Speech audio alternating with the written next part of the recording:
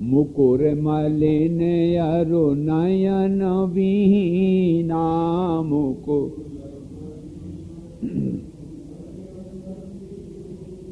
राम रूप देखहि किम दीना, राम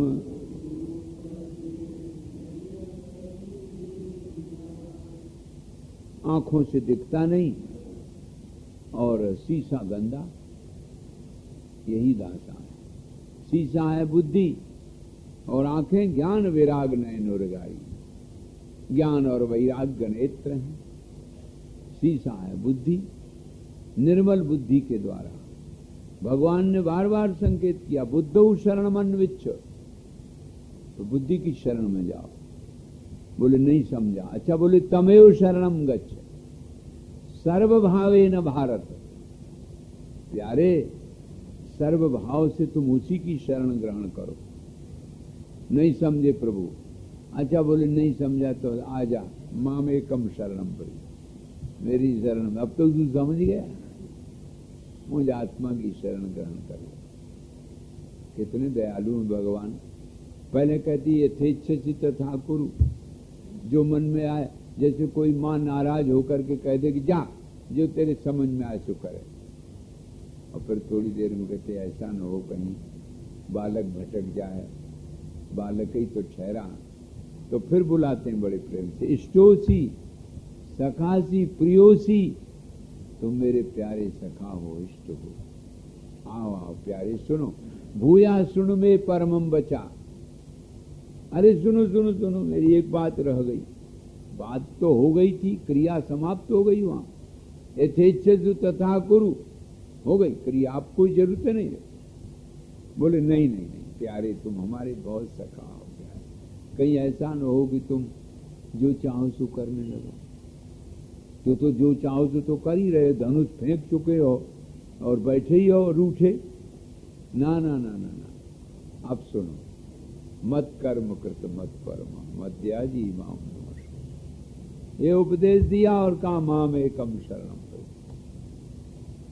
ये तो जब जीवन में मुमुक्षा जग जाए तो फिर अंतरंग साधन आता, श्रवण मनन निधिध्यासन, ये अंतरंग। श्रवण, श्रवण क्या है? एक निश्चय है। यत् चादौ यत् चांते मध्य तत्सत, शुरू में जो है अंत में जो रहेगा वही बीच में है।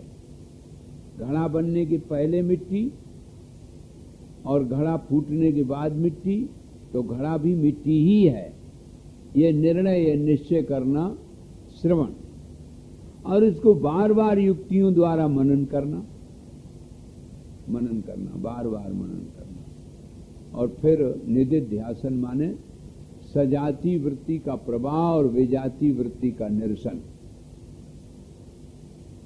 अर्थात आत्माकार वृत्ति को, बीच में अगर अनात्माकार आते हैं ना तो उसको हटाते जाओ। सगुण उपासना में आप बंशी वाले का ध्यान कर रहे हैं, बीच में अगर कुछ आ गया उसको तुरंत हटाओ और फिर उसी ध्यान में मग्न हो जाओ। इसी को वशिष्ठ जी ने शुभेच्छा, विचारणा और तनुमानसा, श्रवण मनन निधिध्यासन कहा। एव बालोक्यमान ईशा क्वापि याति पलायते, असद्रूपा ह्यवस्तुत्वात् दृश्यते ह्यविचारणात्। कहते हैं जब विचार करते हो तो अविद्या नाम की चीज कोई नहीं मिलती। विचार काल में कहाँ चली जाती है अविद्या का पता ही नहीं। ना समझी, बेअक्ली, बेवकूफी कब तक रहती है? जब तक समझ में नहीं आता। मृग तृष्णा की नदी जैसे जैसे सूर्योदय होते होते रात्रि समाप्त हो जाती है, मृग तृष्णा की नदी समाप्त हो जाती है। मृग दौड़ते हैं, बड़ी जोर से दौड़ लगाते हैं, और वहां गए मुंह पटक दिया, आई नहीं, पानी है ही नहीं। दूर से पानी दिखता था, वहां गए तो पानी है ही नहीं। इसलिए वासना बंधो ही बंधा, वासना क्षय मुक्ति ही। बंधो ही वासना बंधो मोक्षा स्यात् वासना क्षय। ये सारा संसार माया का रचा हुआ खेल है। अगर ये बात समझ में आ गई, सर्वं च खलु इदं ब्रह्म नित्यं चिद्घनम् अक्षरम् कल्पनान्या मनो नाम्नी विद्यते नहीं काचन। सर्वं खलु इदं ब्रह्म, परमात्मा के सिवाय और कुछ है ही नहीं। सिया राम मैं सब जग जानी, सिया करऊं प्रणाम जोर जुग पानी, करऊं प्रणाम। जगत में नाम रूपात्मक सब जगत ज्यों का त्यों परमात्मा का रूप। प्रहलाद जी से पूछा उनके साथियों ने कि महाराज मैं समझा नहीं। अरे हाथी तुम्हें ऊपर दबाए रहा था और तुम मरे नहीं, डरे नहीं। प्रहलाद ने कहा प्यारे यही फर्क है। क्या? बोले तुम्हें तो दिखाई दे रहा था हाथी और हमें दिखाई दे रहा था अपना साथी। मेरा प्यारा प्रभु अपने कोमल कोमल चरण मेरी छाती पर रख रहा है और प्रसन्न मुद्रा में मैं उसको देख रहा हूं। मैं तो इतना प्रसन्न हो गया, इतना प्रसन्न हो गया कि उस प्रसन्नता का मैं वर्णन नहीं कर सकता। तुम्हें हाथी दिखता था। यदा आदित्यगतम तेजा जगत भाषयते खिलम ये चंद्रमस ये चाग्नव। तुम्हें अग्नि दिखाई देती थी, हमें वही तेजस्वी परमात्मा दिखा। तुम्हें जहर दिखाई दे रहा था, हमें श्याम सुंदर दिखाई दे रहा। हमें लगा कि जिस समय जल में तुम लोग कहते थे डुबाया, तो मेरे क्षीर सागर में भगवान शयन कर रहे हैं, उनकी गोदी में मैं पहुंच गया। बड़ा लाड़ लड़ाया। आप सब लोग कहते कि पानी में डुबाया, पानी में डुबाया। मैं तो अपने प्यारी की गोदी में बैठा था। प्यारे की गोदी में जल में बैठा, प्यारे की गोदी में आग में बैठा। ये कोई कहानी नहीं है, ये सत्य है। भगवान कहते हैं रसो हम अपसु, जल में रस रूप मैं ही तो हूं, लेकिन दृष्टि खुलनी चाहिए भैया। दृष्टि, ये बार बार आपको बताया गया। सृष्टि न बदलो, दृष्टि बदलो। सृष्टि तुम क्या बदलोगे, वो तो बनाई तैसी बनाई। और जो दृष्टि तो ऐसी लगती जैसी तुम्हारी दृष्टि होती है। तुम्हारी दृष्टि के अनुसार सृष्टि लगती। महाकुरूप, महाभद्दा, बिल्कुल दो कौड़ी का आदमी, लेकिन यदि तुम्हारा उससे प्रेम है तो तुम्हें सब कुछ वही लगेगा, सुंदर लगेगा। अरे वाह, इससे बढ़ के और कोई सुंदर है नहीं। और महासुंदर हो और अगर तुम्हारी दृष्टि में उसके प्रति द्वेष है, तुम्हें दो कौड़ी करने लगे। ये तो महाकुरूप होगा। चार हाथ लगा के ब्रह्मा जी आवे, लेकिन आपकी जिससे जिसकी श्रद्धा है उसी के प्रति प्रेम होगा, उसी को सब कुछ मानोगे। जिससे जिसका लग जाता मन, उसके लिए वही जीवन धन। मिट्टी पत्थर और यौवन से, ये कोई हिसाब नहीं है। एक बार जिसका जिससे मन लग जाता है, मन लगे की दोस्ती है भाई, मन लगे। वो सामने वाला कैसा है ये तो उसकी आंखों से पूछो। वो सुंदर नहीं है ना सुंदर है, वो तो है पांच महाभूत का। किसी से कहो आइए पांच भूत जी, तो खुश होगा कि नाराज हो जाएगा, लाठी लेके दौड़ेगा, हमें भूत बताया। वो पांच भूत है, लेकिन आपकी दृष्टि में क्या है? सामने वाला जो है सो है, लेकिन आपकी दृष्टि में वो क्या है? इसलिए प्रेमियों याद रखो, संसार या समाज या जगत ये कुछ नहीं है, तो धोखा है, खेल है। तुम्हारी दृष्टि का करिश्मा है, तुम्हारी चश्मा का करिश्मा। तुम उससे क्या देखते हो? देखो, प्रत्यक्ष उदाहरण है। भगवान श्री राम और लक्ष्मण जी दोनों को परशुराम जी ने देखा और इकटक लोचन तरही न टारे। जब विश्वामित्र जी पहले ले गए तो देख के ही रह गए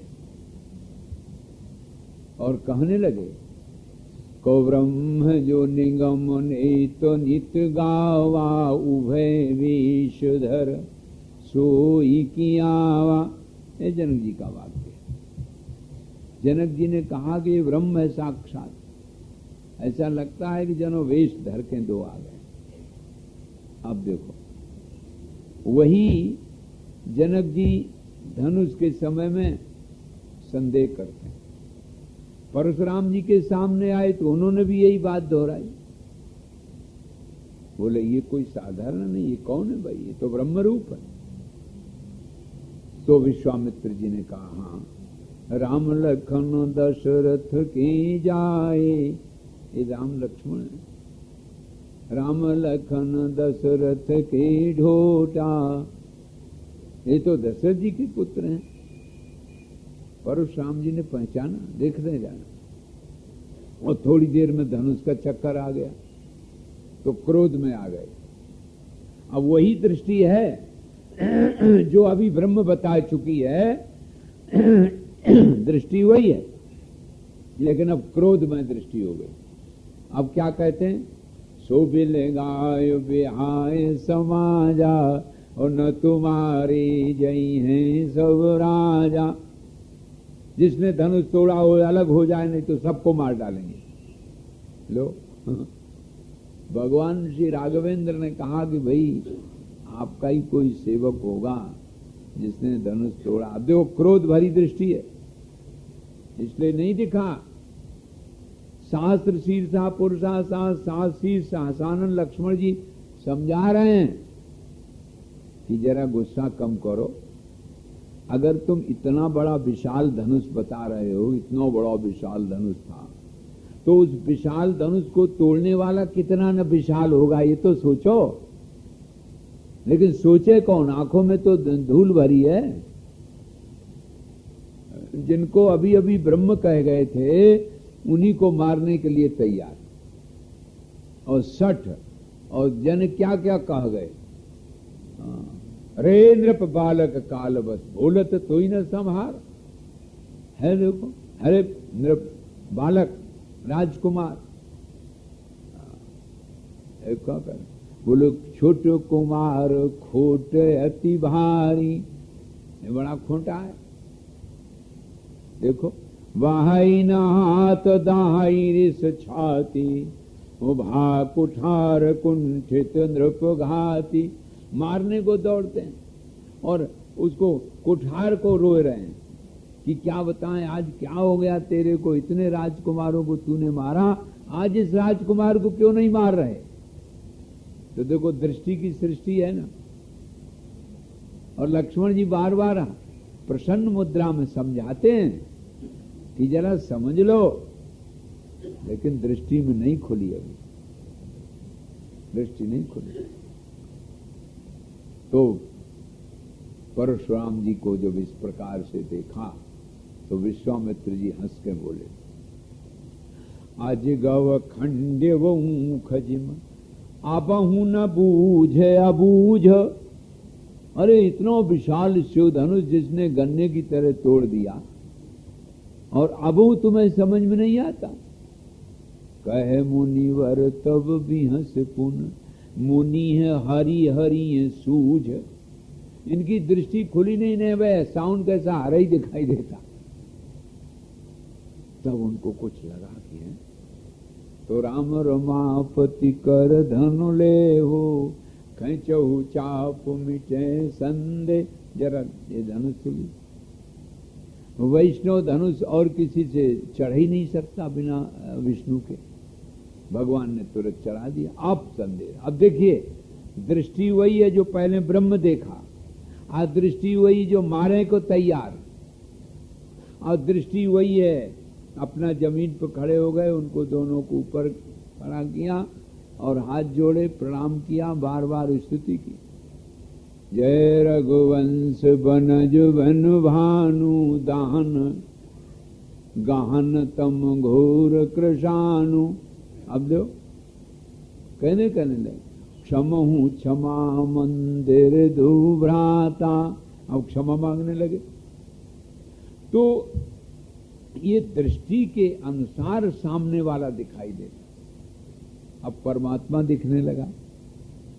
इसीलिए महात्मा लोग दृष्टि खोलते हैं। हमने एक जगह पूछा कि सूर्य नारायण पहले उदय होते हैं कि रात पहले चली जाती है? आप लोगों का क्या ख्याल है? पहले सूर्योदय होता है कि रात पहले भाग जाती है? एक साथ। अच्छा जरा सूरदास जी से पूछो कि पहले सूर्य जाता है, वो आता है कि रात जाती है? अरे प्यारे, सूर्य और रात न जाती है न आती है। सूर्य भी वहीं रहता है ज्यों का त्यों, रात भी ज्यों की त्यों रहती है। ये कहो तुम्हारी दृष्टि कब खुलती है? और कोई पड़ा सो रहा है तान दुपट्टा, उससे पूछो जरा क्यों भैया सूर्य पहले निकला कि रात? तो गुरुजन दृष्टि खोलते हैं। एक सच्ची बात याद आ गई। एक महात्मा एक डॉक्टर के पास, बड़े प्रसिद्ध डॉक्टर थे, तो पेट में दर्द हुआ तो मरीज गया और डॉक्टर ने कहा कि क्या बात? बोले साहब पेट में बड़ी जोर दर्द हो रहा है।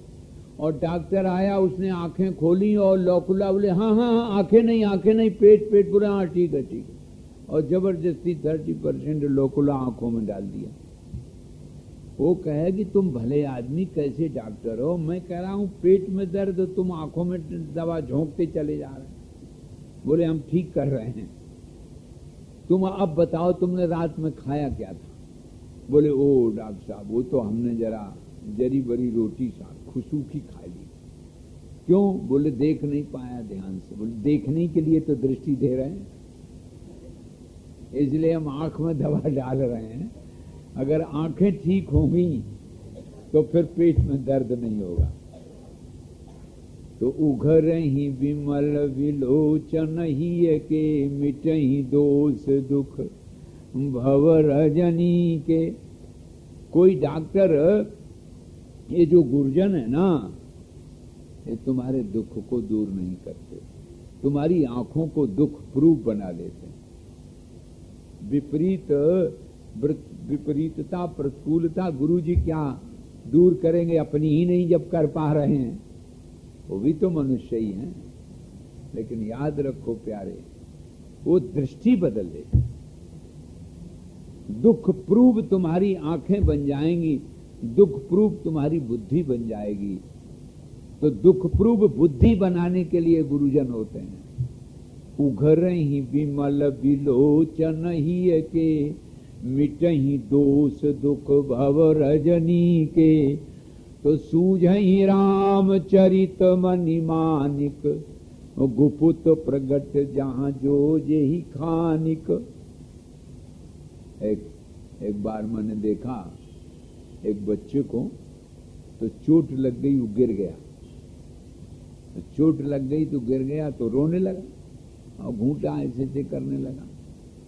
और माँ दौड़ के आई, उसने कहा क्या बोले? देखो तुमने चींटी मार डाली। तो रोना होना तो बंद कर दिया, वो देखने लगा बड़े ध्यान से। माँ ने कहा कि देखो तुमने कितनी बड़ी चींटी मारी, तो हंस पड़ा, तो चींटी मर गई। देख लो, बदल गया। इसको कहते हैं दुख प्रूव, दुख सुख में बदल गया कि मैं भी कुछ हूं, मैंने चींटी मार डाली। एक बच्चे को मैंने देखा, एक चींटा था, चींटा, उसको फट से हाथ में मार दिया और मार के मुंह में रख लिया वो उठा के। उसको क्या लेना देना कि क्या गलत है कि सही। मां दौड़ी, उसने झट मुंह में से निकाला तो कहा अरे मुंह में चीटा लग दिए, तो रोने लगा कि चीटा कोई खराब चीज होती होगी, उसको क्या पता। अब उन्होंने कहा अरे तुम कितने बहादुर थे कि इतना बड़ा जानवर मार डाला, तो हंसने लगा। देखिए, तो ये जो आपके चित्त में, आपकी आंखों में, आपकी बुद्धि में ये कला आ जाए, दुख प्रूफ बन जाओ। आप घड़ी तो वाटर प्रूफ बनाते हो और अपनी बुद्धि को दुख प्रूफ नहीं बना पाते, तो वो वही कला है। सर्वम खलु इदम ब्रह्म नित्यम चिदघनम अक्षतम, सब परमात्मा है, सब भगवान है, सिय राम में सब जग जानी, करो प्रणाम जोर जग पानी। कल भी मैंने बताया था कि शरलोमा ऋषि के पुत्र थे एक दासूर, तो जब पिताजी मर गए तो रोना ही न बंद करे, बहुत दुखी हो। तो बनदेवी ने आके समझाया कि अरे तुम कैसे ऋषि मुनि महात्मा, मृत्युर जन्म बताम वीर देहे न सह जायते। जिस दिन जन्म लेता है जीव, आयु भोग उसके साथ ही जुड़ जाता है, जाति आयु भोग तीन साथ लेके आता है। अरे भाई, जैसे आप यात्रा करते हो तो टिकट ले लेते हो भाई पहले, तो तुम्हें रेल में पैर धरने के पहले ही आपने स्टेशन जान लिया, अमुक स्टेशन पर हमें उतरना, उतरे जाएगा तो आगे बढ़ेगा नहीं। उतरने के लिए तो चढ़ा है, इसलिए रोने की आवश्यकता नहीं है। तुम जो चाहो याद कर लो, संसार का नियम अटल है। जगत में जो आता सदा रह न पाता, जगत में जो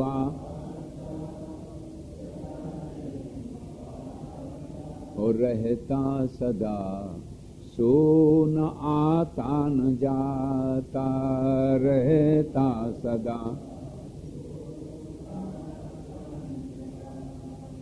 रहने वाला आत्मा है, उसे कहीं जाना आना नहीं है।